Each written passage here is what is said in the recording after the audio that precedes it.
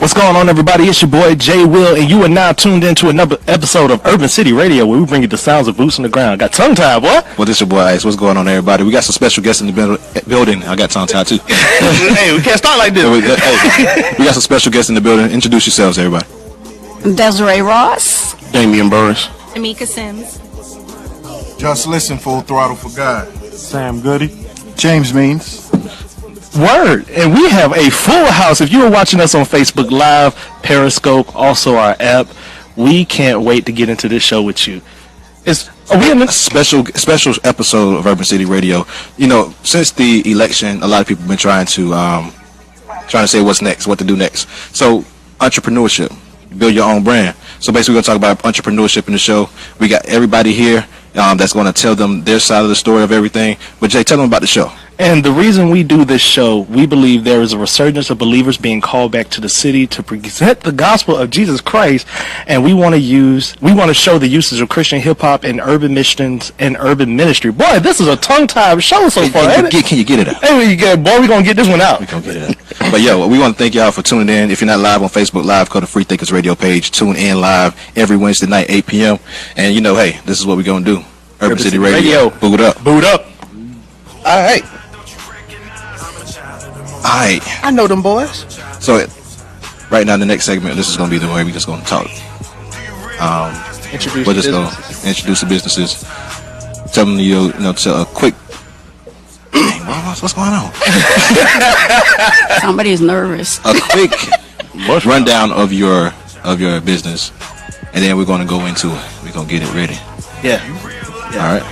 All right. So, yeah. So, who going first? We ain't there yet, but who going first? Let's make sure we get everybody up. Which one of the ladies I going think first? Desiree should go first. All right. And come on back. Yeah, okay, come on. I'm trying, but I feel like... We in the way? Yeah. It's J Leg. There we go. I'm sorry I've got my back up on you, bro. It ain't like that. You're good. That's better? Okay, awesome. You're good. Everybody can. So, Facebook Live, if you have any questions, man, y'all please ask the questions away. What's up, Design? Come on in.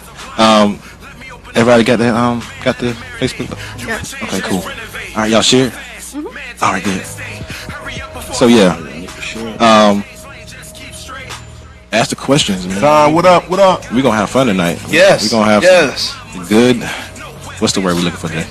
I was trying to use a big word. Don't hurt yourself. It's all right. I use a big word. Just speak in regular language. There you go. It's gonna be dope. All right. Well, in layman's terms, we gonna have fun today.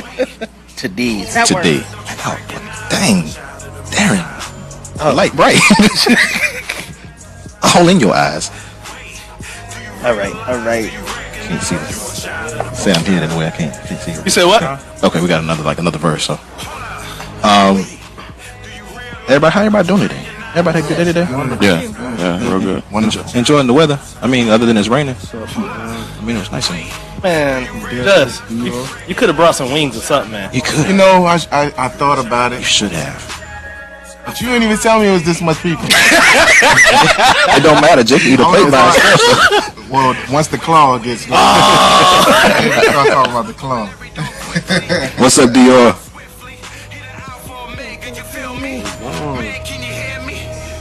I just want the waffle fries.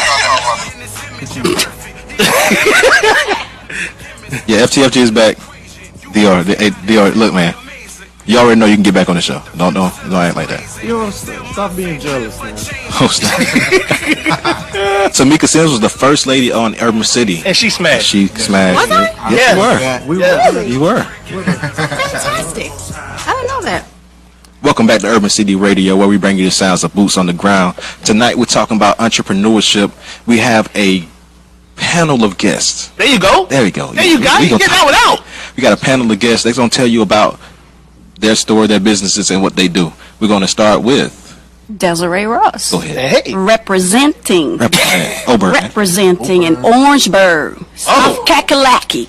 Desiree Ross Insurance Agency, LLC. Go ahead now. In existence about 4 months now. 4 months. Okay. Good. Okay, so a quick startup, right? Oh, yeah, making money. That's what it is. That's what I'm talking about. That's what's up. All right, and what other entrepreneurs we got at the table? Oh, is it my turn? It is your turn. Y'all did say ladies first. So I'm Tamika Sims. and I'm actually here. I have 3 companies. One is Ink Pen Diva Manuscript Critique Services, and then I co-own Remore Music Group and Blueprint Recording Studios. So excited to be here. Wow, we're glad to have you here. This is second time. Second time. I'm Yeah. excited. No, yeah. Oh, yeah. I need to come back for a 3rd time. You will. We working on Yeah, it. let's get it done. All right, fellas. Yo, Who want to go first out of the men? I guess I'll go ahead. All right. Tell me about your business. My name is Justin Lewis for Angel Wings. I have Angel Wings out of Columbia, South Carolina. Also part of FTFG Full Throttle for God. Angel Wings is the blessed wings in town. That's the slogan. So, yeah. Where you located, though? Where you located? I'm located at home right now. Hey, But you know how to Catering, contact catering and delivery. there you go. There you go. All right. Who's next? I guess I'll go. All right. Sam Goody, Samuel Odie, and me and my wife own a clothing line called Certified Save Apparel. You can find it on all social media outlets at Certified Save Apparel. Word. That's what's up. I'm Damian Burris. Under the umbrella of Money Smart University, I'm also a realtor. So, my thing is pretty much getting you prepared to understand how to budget, how to save, how to secure your finances. Okay. Word. Well, as we have everything here. Yeah. We have a recording studio. We have realtors. We have insurance. You got brick and mortar, you got We virtual. got food. We got clothes. Yeah. So Hold on. Just don't leave me out, bro. my apologies. My apologies. No problem. My name is James Means. I'm in a family-owned business. It's a financial consulting firm. Okay. December is 15 years in existence. The Word. name of the company is Grant Business Strategies. We work with small businesses and nonprofits and churches and anyone that has a realization of some kind of financial project. We help to bring it to reality. In that time, we've done about $1 billion worth of projects. Wow. That's Okay, with the B. I also carry a South Carolina license for real estate, so I'm a realtor as well. Word. Okay. So like I said, we have everything in the building. One of my questions is for those that are watching. A lot of people may want to start their own businesses or looking forward to start their own businesses. What is I know the first thing everyone knows is about a business plan. So as far as business plan goes, how do you present a business plan? Where do you go about putting the business plan together? Who do you sit with to put a business plan together?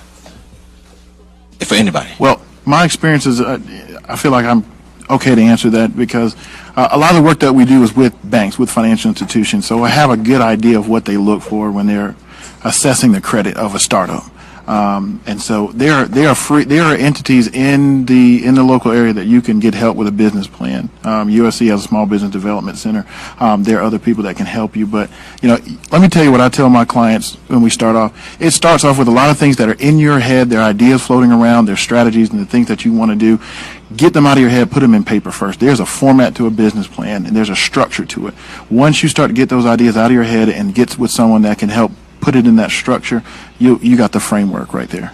Okay. So I you think, before you even get to the business plan idea, you really have to be able to identify what's going to separate you from the other businesses that are already in existence. You have to, because the marketplace is already crowded. You see, we have several different industries represented here tonight. So how are you going to separate yourself, being able to identify your target market, your target client, your niche? What is it that you bring different to the table than anybody else before you even start to put it on paper? But he's definitely correct. There's a certain structure to having a business plan organized, including finances, mission, vision, values. All of that goes into that particular document. Okay, so you guys saying the biggest thing I'm hearing from both of you is structure, putting it together. So for a person that is for me instantly, I'm learning to write things down. So for a person like me that's learning to write things down and make the vision plain, how is it? Is there any big things that you have to do to put it together, or what does that standpoint come from? So a business plan in a traditional sense, it's multiple pages of a document, but then these days and times, if you can get it down to a one-pager, you can find a template online that can sort of guide you in the process, but it's really, and that document is ever evolving, so it's not something that's going to stay the same throughout the duration of your business. So, but definitely just to get you started, and then you can just kind of build from there, and whatever the other folks may think to add to that. Go ahead. In my case, I didn't even have a business plan. God spoke it, I obeyed, had the backup, had the finances structured to avoid my loss in pay when I jumped in faith. And I just stepped. Once I heard the voice of God, that's all I needed. And I'm excelling. And another thing that I've seen, sometimes our clients will result to putting a business plan together when they think they need a financing source from a bank. Right. If the bank is going to approve me, I need a business plan. That may be the case. Well, that is the case, but sometimes a business plan is not a bad idea just to see if it's a worthwhile, in your business plan, you'll do a SWOT analysis, strengths, weaknesses, opportunities, threats. Exactly what she said, to determine how feasible are there other competition and what you're doing and what's the likelihood of your success or what's going to set you apart. The business plan is designed to do that, for you to question the viability of your business before you step into it. But you don't always necessarily need it as a rate. And like they were saying, you brought out a great point. Your business plan is a living, breathing document. You're gonna look at that thing. You're gonna reevaluate. You're gonna revise it, because along with that, when you start to do the math to what's out there and what you want to do, you become knowledgeable. You know what I'm saying? And you become more mature as well. And what I mean by that is you understand. Okay, maybe I don't need 1,000,000 chairs. I need 25,000 chairs. You know what I'm saying? So you understand the difference between what you're doing, and like I said, it's a living, breathing document. It's gonna be something that you're gonna revisit, you're gonna tweak, you're gonna add to it, you're gonna take away from it. So it's something you gotta do. Okay, what'd you say as far as marketing wise? Would you think you need someone in? Do you need to put a board together or a team together? Would a team be the best thing to do for some people, or would it depend on the business? I think it depends on. First, it depends on your resources, Right. how big your marketing is. You know what I'm saying? When I first started, small businesses live and die by marketing. You know what I'm saying? They have to know the product is there before you can sell it. You know, before you can promote it. So my biggest thing was, when I first started, I flooded everything I could find. I bought billboards, I bought commercials, I bought radio time. I mean, even when I started, I piggybacked off, what was already out there. You don't have to reinvent the wheel. You just got to get out there and find out what's working. But I mean, marketing is major. Percentage wise, it's probably, a great deal of half, 50% of what you do, because word of mouth is everything. When people see things, why you think Coca-Cola puts a Coke on the side of the truck when he's driving down the highway? It's marketing. You know what I'm saying? So you have to do it. Okay. And then let me say this, because there are a lot of business owners that I find that are really afraid of marketing and promoting themselves. They don't want to talk about their products. They don't want to talk about their business. They're afraid of live streaming. Like, you have to get yourself before the people, because otherwise nobody's going to buy from you. And again, you're competing with how many businesses are created every single day. And if you're not comfortable talking about yourself, talking about your product, you're going to struggle. And then you'll cause your sink to shift before it actually had an opportunity to swim. So it's very important that you are comfortable speaking about yourself and about your business all the time, because that's what it takes. It lives and dies on the effort that you put into it. That's right. And marketing and being able to promote yourself is a part of that. It's vital in succeeding, because if they don't know where you are or your logo, we know the swoosh, that's Nike, but what's your logo? When you jump, you got to jump out well. Right. Don't reinvent it again, and then 4 months later you're doing something else, and you're moving places and locations, you're jumping ship left and right. So You got to create a brand. right. Got to. Yo, I was going to say, because we're about to go into the next segment soon, but I was going to say, how did you start finding out what your market was? Like, who was your competitors, or at least who was successful at the time? How did y'all find out that? For me, as far as being in a food industry, it was to literally hands-on with everything. Because like Tamika just said, I had to figure out a way to make my food different from other wing places. What was going to be the difference, All right, well, we'll be back with Urban City Radio. Boot up. We can keep that conversation going, because No, I want to put that in the show, man. We can't. I mean, matter of fact, yeah.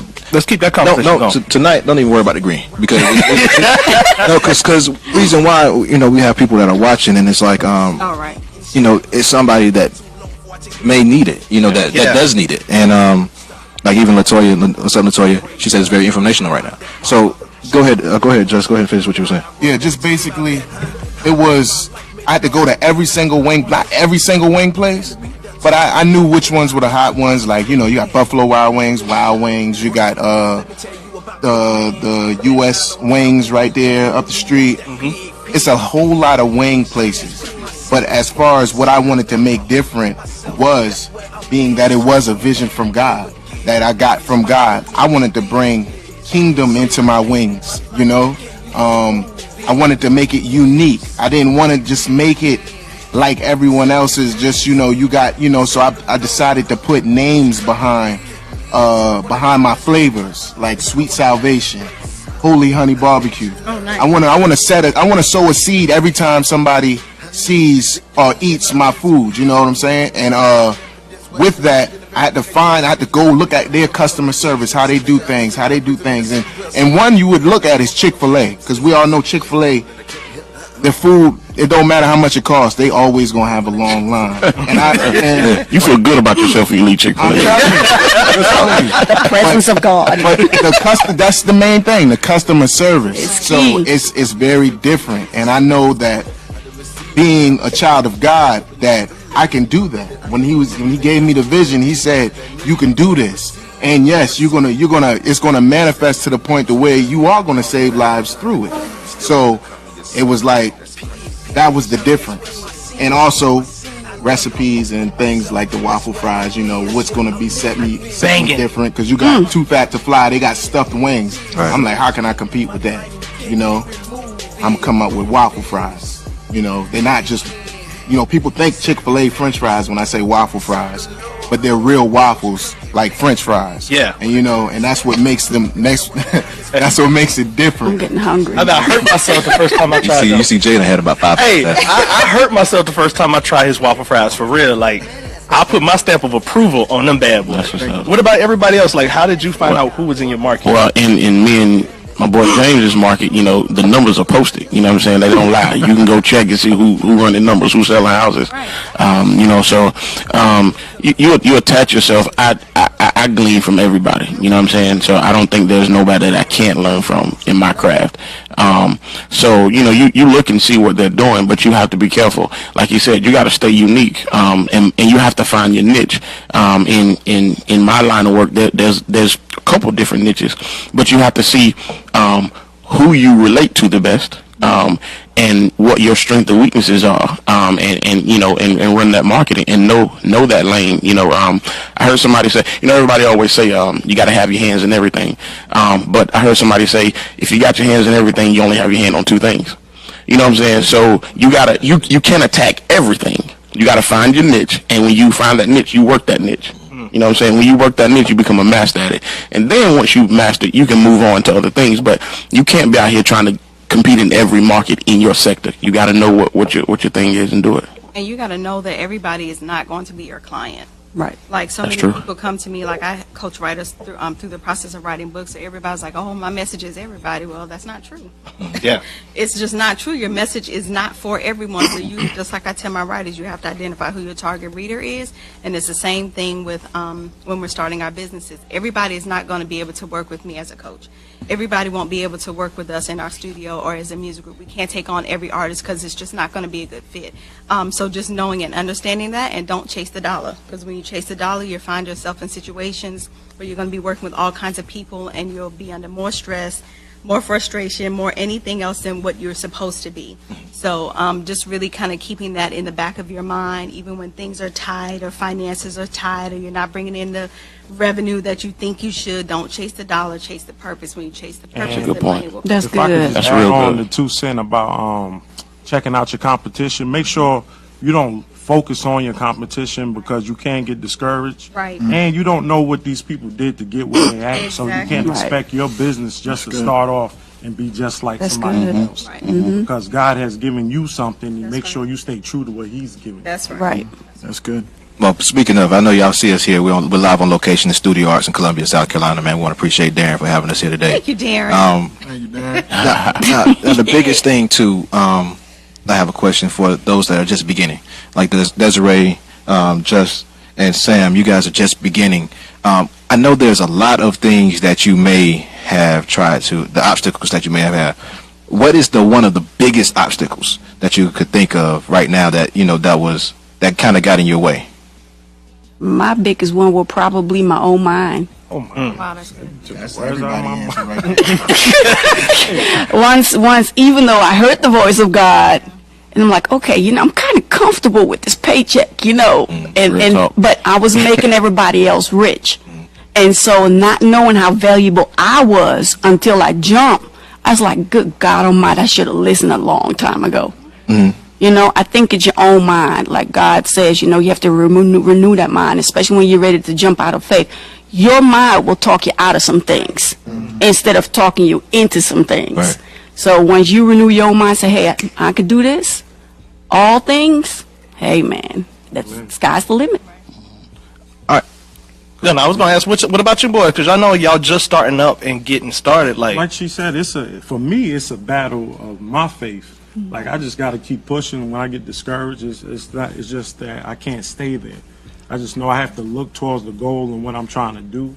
And when them attacks come, I just ward it off. If I have to get in my word, if I have to pray, if I have to talk to somebody for some uplifting. So it's just a battle. And nobody can stop you but yourself. That's how I That's it. feel. That is the truth. It's also like it's the battle of the mind, your faith, because it's so crazy. We automatically are believing what God told us to do, and we jump out there to do it. But it's like as soon as He tells us to do it, and we get into it, and everything could be even going good. Everything could even be going good, and we start doubting. We start falling back. Like if something don't go right, if I get one order on one day, just one order, it's the end of the world, and it's like, this ain't for me, I think I was jumping the gun, but it's the mind, because the thing is, once He has set it up and everything is going good, it's no way his word not void. It's not going to fall off, unless we can only be the ones that make it fall off. As I'm hearing everybody talk, I'm hearing like everybody has a different kind of mindset than the average person. Like when I talk to people around, they don't see that they can do something better. They feel like they have to be the employee their whole life. They don't feel like. Where were you in your life when you made that decision to jump for it? Like what made you change your mind where you had to make that step? For me, I'm a retired investigator. I policed for 12 years, and look around. There's job security. You know what I'm saying? So it wasn't going anywhere. But there was a bigger purpose that I had, and something I wanted to do different. So I was in a place where I got tired of I got tired of the long hours. I got tired of the underpay. I got tired of the scrutiny that you see in the media. I just got tired of a lot of stuff. I'm like, this is not for me. And I'm not trying to end my career here, because statistically, law enforcement officers, they die at 59. The lifespan is 59. They end in alcohol, divorce, and suicide. I didn't like those odds. So I was like, no, I got to do something a little better than that. And so it became a moment. And you say the word jump, but I was inspired by seeing people around me. I was like, man, if they can do it, I can do it. Not to degrade their intelligence level, but I was like, look, if they can step out on faith and believe God, I can do the same thing. And one thing that kept me in my infancy stage and, in getting out here is somebody said I had to check my fuel. When you check your fuel, you have to make sure what kind of fuel you're burning. Jet fuel burns real quick. So like you said, if you got one wing order today and that's all you got, you're gonna be desperate. You know what I'm saying? But when you get a nice clean fuel, it's gonna burn for the long haul. And you gotta set goals and say, hey, I might have had a bad day today. I didn't sell a house. I didn't do this. I didn't do that. But I know my ultimate goal is to be on top and set myself up. You can't ride on desperation forever. So you gotta have a plan. So you have to have that diesel fuel. You gotta have that diesel fuel. That slow burning fuel. That slow burn. Slow burn. Like them kerosene heaters. Yeah. Without the smell. See, y'all see from the country. From the country. Don't you burn my wick up here. All right, what about the rest of y'all? Like, what made y'all make that decision where it's like, yo, I gotta change? For me, it was I think all of it, but it's when you journey into entrepreneurship, because it is a different state of mind that you have to be in, because at the end of the day, this is you completely stepping out saying, I got to make sure that I'm breaking even. I got to make sure that it makes sense financially. I got to make sure that I can pay my bills. I still want to enjoy my lifestyle, but I still want to serve. And so once you change your mindset, you got to change your money mindset. You got to change your habits. Like, there's so many things about you that have to change. And you have to understand that there may be days, weeks, months where I only have one wing order. But in those moments, I have to remind myself of who I am and what I stepped out for. Now, not one. We're gonna buy some wings, bro. I'm gonna get a 50 count before we leave. Bro, like, yo, why y'all hopping on my wings? I mean, because that was a really good example. That's all good. Because, that is good. No, though. it's different when you're operating virtually versus when you have a brick and mortar, because rent still has to be paid and electric bills still has to be paid, right? And so if the money's not coming in, what's your sustainability plan? How are you going to keep the doors open versus succumbing to what's happening? So I think for me, once the creative pull came and once my purpose and my destiny sort of collided, it was a no-brainer. It was the decision that I had to make, because when you don't pursue what God has put on the inside of you, it'll eat away at you. And he'll start to make you uncomfortable, and things will happen on your job, and you're having issues with your boss, or you're getting reprimanded where you never got reprimanded before, and your relationships at work are terrible. So it'll happen whether you go willingly or unwillingly, but if that's what he's put on the inside of you to do, that's what you're going to have to do. So it's just easier to kind of go with him than try to, work it your own way. So true. One of the things that somebody said, I'm trying to think who it was, Monroe, I think it was, he said, the richest place on earth is the cemetery, where all dreams and faith walks pass away. Right. And, not in your case, but in my case, it was strictly obedience, And the thing is this, God is not going to allow us to just slap something out there for us to do.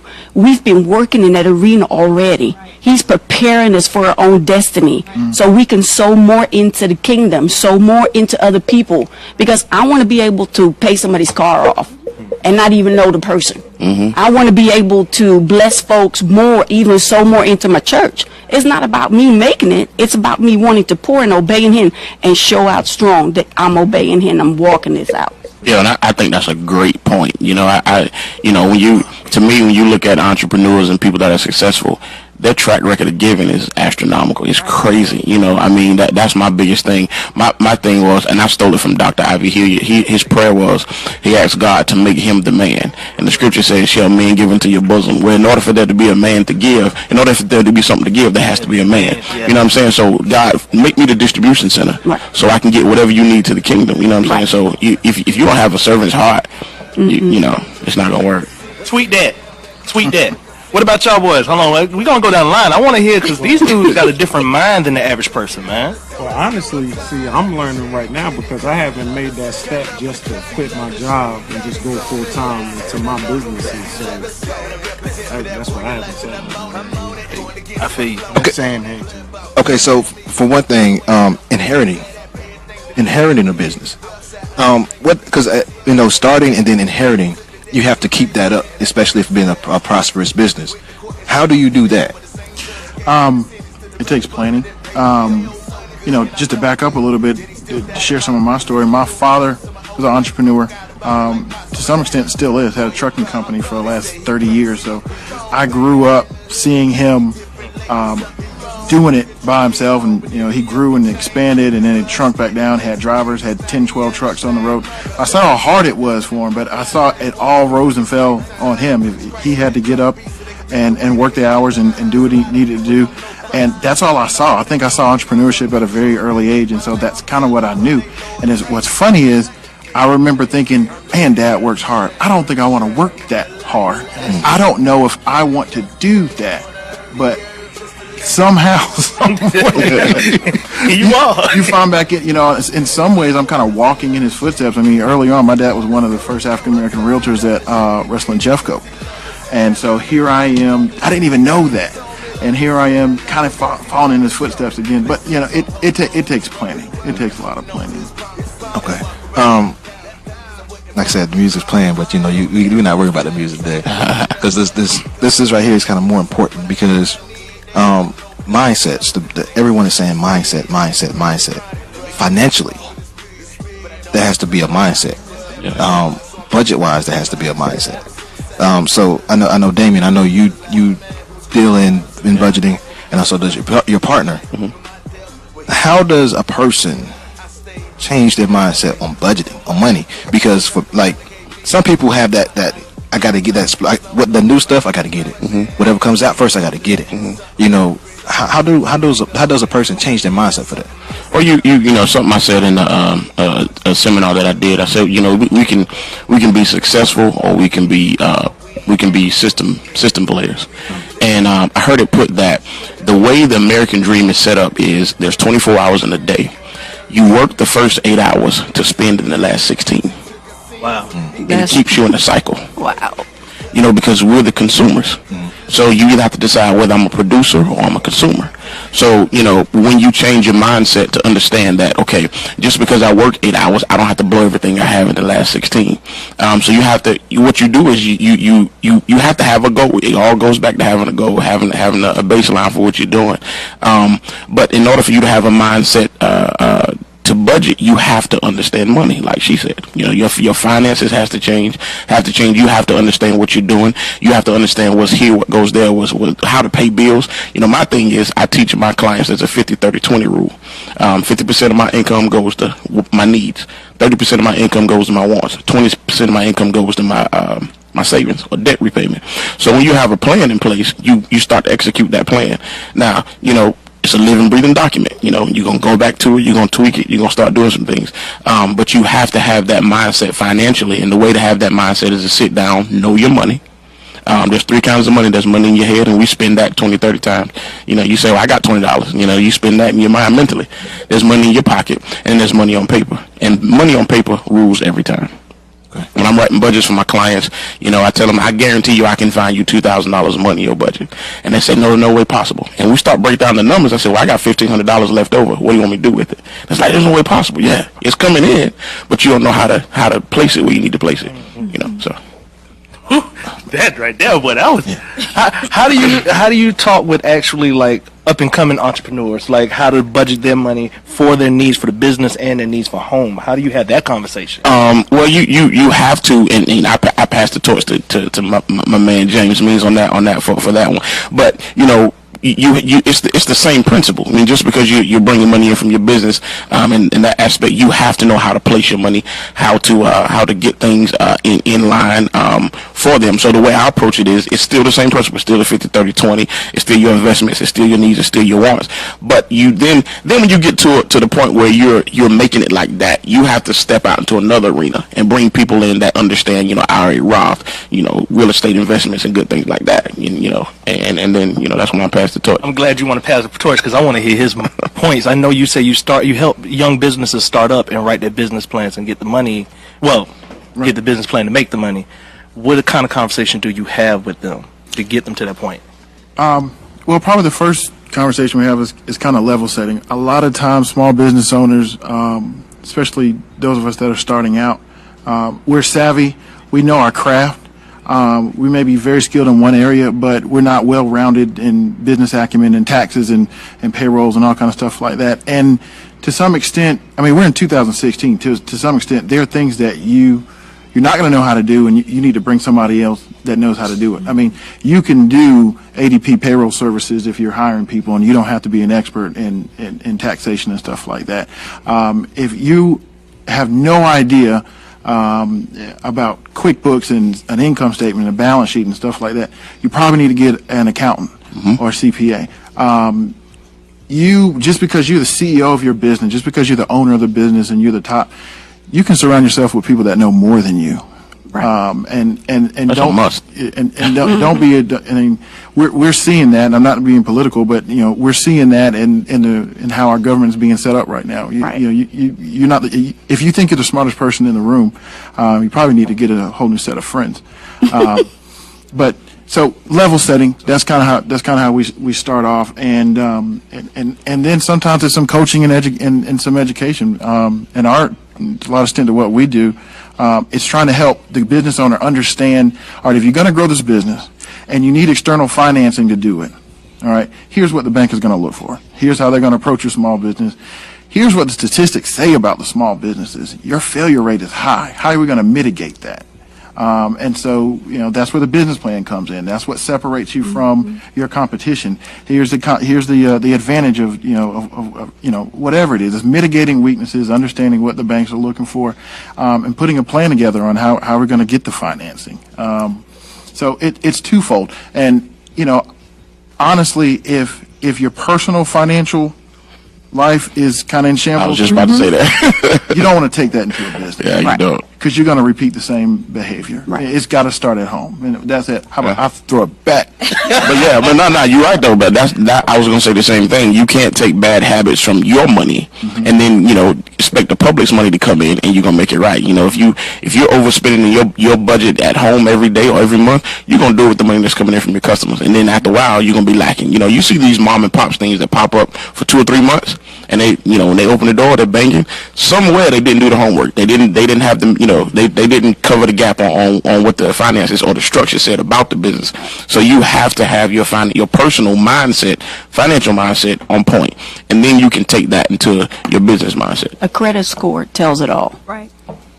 I mean, if you got a pretty decent credit score, then you're managing well.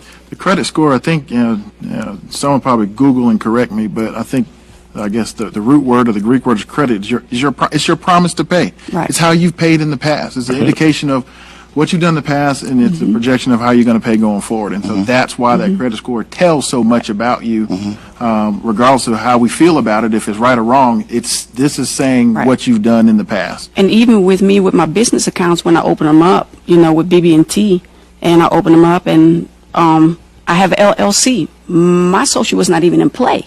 But because of my habit, somehow they found out. Pre-approved. No.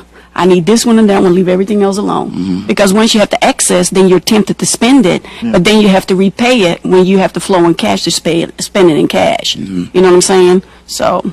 And I think also entrepreneurs should not be afraid to diversify their funding. Now, I'm not saying stretch outside of what your lane is, but if there's a new product, program, or service or something that you could offer that's within your realm or within your scope, don't be afraid to diversify your funding. And there are major companies that are looking to introduce their product or service to new audiences all the time. And so, look at building leverage and building credibility to your name and to your business and to your brand. The more leverage you have, the more you can go and say, hey, ma'am, hey, sir, CEO, madam or Mr. CEO of whatever company, I have a community of 10,000 people that follow me. I have a reach of whatever. How can we partner together so that I can introduce your audience to me and I can help you to grow your brand and vice versa? So don't be afraid to diversify. Don't be afraid to step out and reach out to some of these companies. Build a partnership if it makes sense for you. Just don't ever box yourself in, because once you hone in, then that's kind of all you're going to be wanting to, as your business plan is breathing and growing and living and developing, so should you be also expanding and introducing and doing all of those things as well. That's so true. One thing you were saying, build a partnership. I know a lot of times in the urban community, it's hard to build a partnership due to some people just not having the trust or was hurt before. Could you guys kind of let the people know, like, as far as partnership wise, what do you look for? Is it something that you look for? Is it more so somebody that's in the same lane that you're in, or do you want to step outside the lane to build that up? Or what should a person look for that is trying to trust somebody else to help partner a business? It's to me, it's what is the relationship building strategy for your business? What is it that you want to, I always tell people collaboration, freely giving up information, and support. Like, to me, for me, and then it's the know, like, and trust factor about you and the person or company that you're interested in partnering with. Like, it has to make sense and it has to be mutually beneficial. If it doesn't make sense for you financially, if it doesn't help to increase visibility, if it doesn't lend credibility or whatever, you have to identify what that ideal partnership looks for you. But if it's freely sharing of information, if it's a true collaboration, if it's a true relationship, and it's that know, like, and trust factor, if you have those and if it makes sense, then I would certainly encourage. Okay. One other thing that I'm hearing is, excuse me, I started burning. all this knowledge, just eyes start burning. As far as urban, because we're with us doing the urban civilian, being in the urban city. One of the biggest things I know, Sam, you have a clothing line. A lot of people start off trying to build a clothing line, and they either start off and they get to the point where it's like, okay, I don't know what else to do. For those that are starting off, as yourself, what is one thing that you're continuing to do to change like your clothing wise to make it appealing? Because with millennials, a lot of millennials, they want that new, and so what do you keep it appealing? I mean, one, I hope you would know about fashion, and you have to keep up what's the good material. See, that's what we look for. Me and my wife, we always looking for better quality. We're looking for like what's hot right now, but what about quality? So like we look for different types of materials and colors. You have to know what type of colors is in. Even if like a little hint is, if you're reaching like the urban community, you might want to put out some clothing that's the new Jordans is going to come out, because everybody's running to the mall, the lines is packed, so they're looking for them Jordans. So why not put out some colors to match the shoes? Yeah, that type of marketing, and just keeping hip to what's going on. Really. Okay, I had a question, but it just went away. Another thing with as far as building wise, millennials, a lot of millennials, we think we know everything. That's one of the things that and it's not that we don't know everything. We have it right here in our hands. A lot of times it's Googling and a lot of people, that's the first thing they go with. Is that the best asset? I'm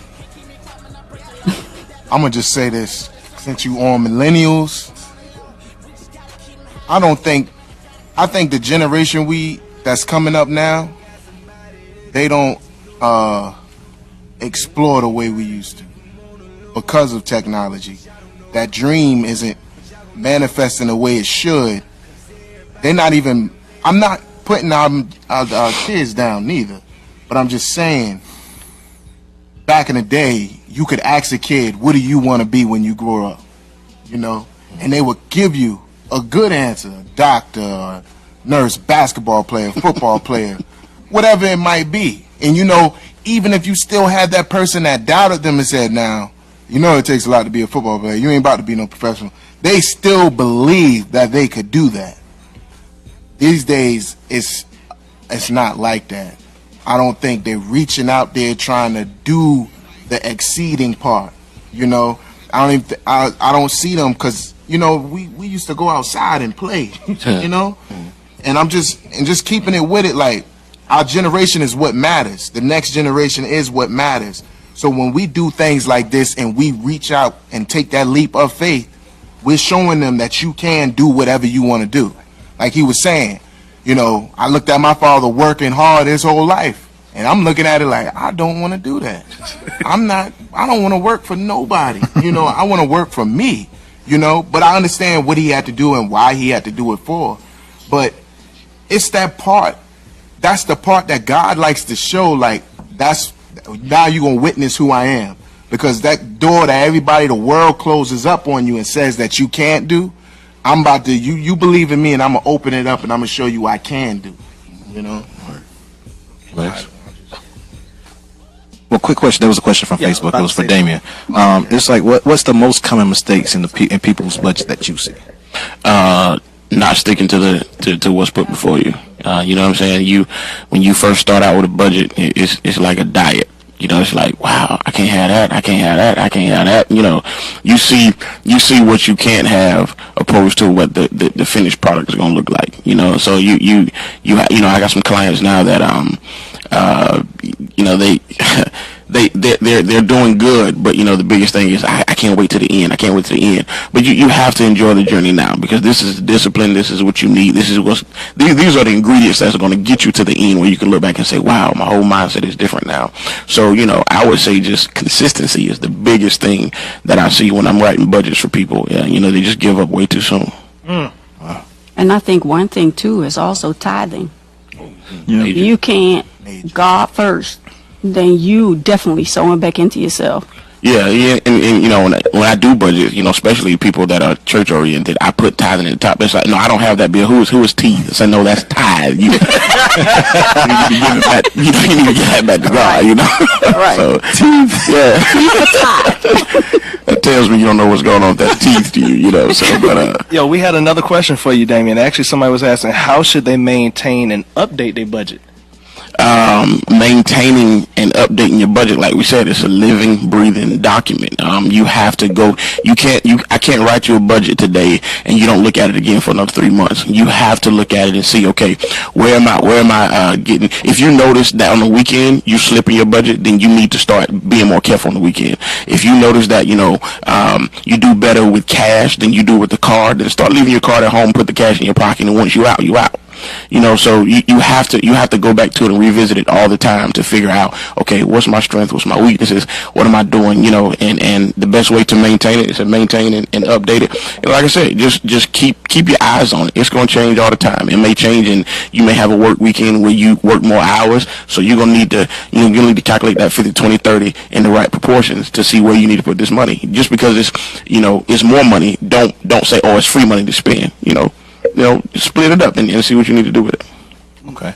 All right. Well, we're almost out of time. We're about to get ready to head out. So I want to get everybody started. Let them know how they can find you, where they can find you, your website information, whatever you need to get our emails.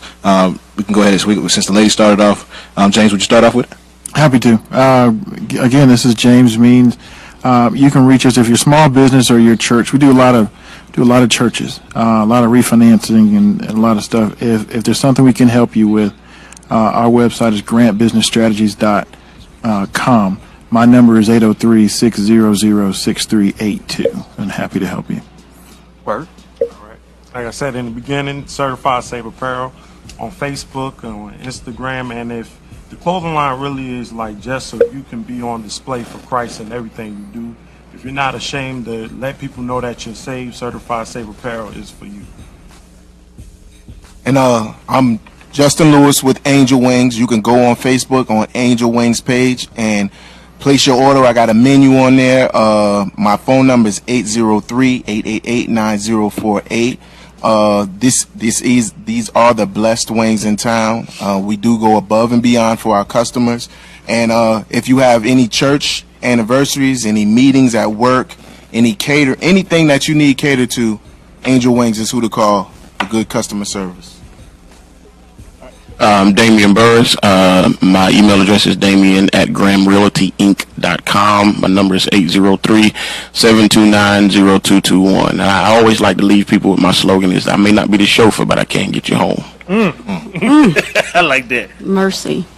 Okay, my name is Desiree Ross for Desiree Ross Insurance Agency, LLC in Orangeburg, big town. You can reach me at drossagency.com or 803-878-3315. Find me on Facebook, find me on Instagram, find me on Twitter. I'm all out there, and give me a shot. I can save you money. Go ahead, Miss Sims. And I'm Tamika Sims with Ink Pen Diva, so my website is www.inkpendiva.com, and all of my social media is synonymous with my name. Right. All right. Damon, you got a show coming up, don't you? Yeah. I got a show coming up, man. I had an awesome opportunity to link up with a friend of mine, Mr. Dave Pendergrass. He's going to put me on. Yeah, so we definitely, me and Means, we're going to be, trying to get it out there and get in the financial world, hip to what's going on with our culture. You know what I'm saying? A lot of times we're not extended, this knowledge, we don't know how to save, we don't know how to budget, we don't know how to do a lot of things. So we're going to start real soon. If not this year, we're going to get it started the first of the top of the year. So we're going to be we got a lot coming up, man. We're going to be helping churches, we're going to helping people get in houses, helping people with their finances, man. It's going to be great. That's good. Word. Sorry. Go ahead. Go ahead. Oh, I was going to ask before we get out, did anybody want to leave a message for the people about finance and about budget, about just becoming an entrepreneur? If you wanted to say something to the people that was watching, what would you say to them right now? Obey. Okay. Start. Keep pushing. Keep pushing. And mine is just always pursue your passion. I'm going to say read Matthew 25. That's the parable of the talents.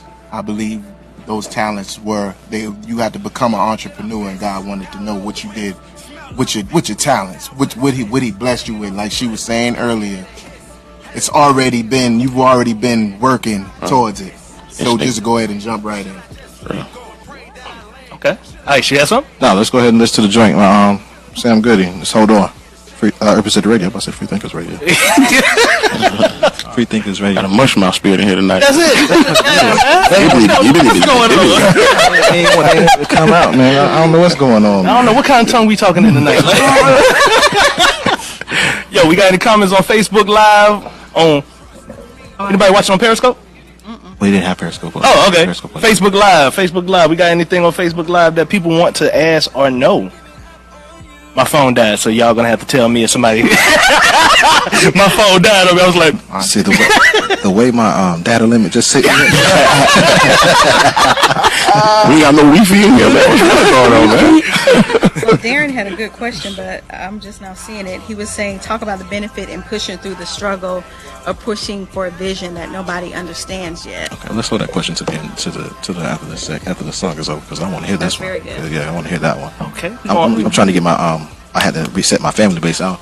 For those that have Verizon Wireless, if you have family base and you in the middle of a segment and you have carryover data, but your family base limit is right there, and you got that little bit of data that you want to use, that you have to cut that family base off to use it. That's what I'm going through right now. Cut the whole family off? Man, no, I'm just saying. I had to go back and get me some data. You know, Somebody in middle Tetris. I'm just saying. I had to capitalize on this one. They don't need it. That's just messed up, man. I work for Verizon. Oh my God. We love you, Verizon. Don't fire 'em. Don't fire. Oh, no, I ain't going nowhere. They need me on the phones. New phones is new people be we're gonna leave that alone. Huh? No, we on a song right now. We're in a break. We're in a break. Yeah. What you want to say, Dave? Yeah, Dave, you got. We got a whole another like 6 minutes. We got a whole another 5 minutes. Yeah, I did it early. I thought. What is the best way to pitch an idea for funding when the idea is innovative? Like it's hard to compare it to something else. Okay, that's good. Oh, answer it now? Are we answering now? What are we doing? Yeah, let's go ahead. Let's go ahead and jump on that one. You have to be able to sell it. You have to be able to sell it, and you have to show them, because if you're pitching an idea for funding, if they're going to give you seed money, then they got to know what's your plan to get that money back, plus generate revenue or be able to gain a profit. And I think we also need to, maybe not tonight, but really discuss the differences between revenue and profit, because there's a difference. A lot of folks are bringing in revenue in their business, but they're not making any money on top of that. So, when we have time, we can go into a more deeper financial discussion, but innovative ideas are funded all the time. That's the whole point of entrepreneurship. We're all innovative, creative, on the cutting edge, or we should be. Especially for those that are in more of the creative industry. So it's, again, presenting them with the plan that we've been talking about, the structure, saying this is not just a great idea, it's a great idea, and here's how I plan to sustain it, here's how I'm able to, diversify my revenue streams, here are the partners that I'm considering. You got to be able to present with them a plan, because they can't see what's in your head, all they can see is what you present to them. So being able to present the information in such a way that it makes sense for them to give you what it is that you're asking for, my take. I totally agree, and I also think you have to know your lender. You can't.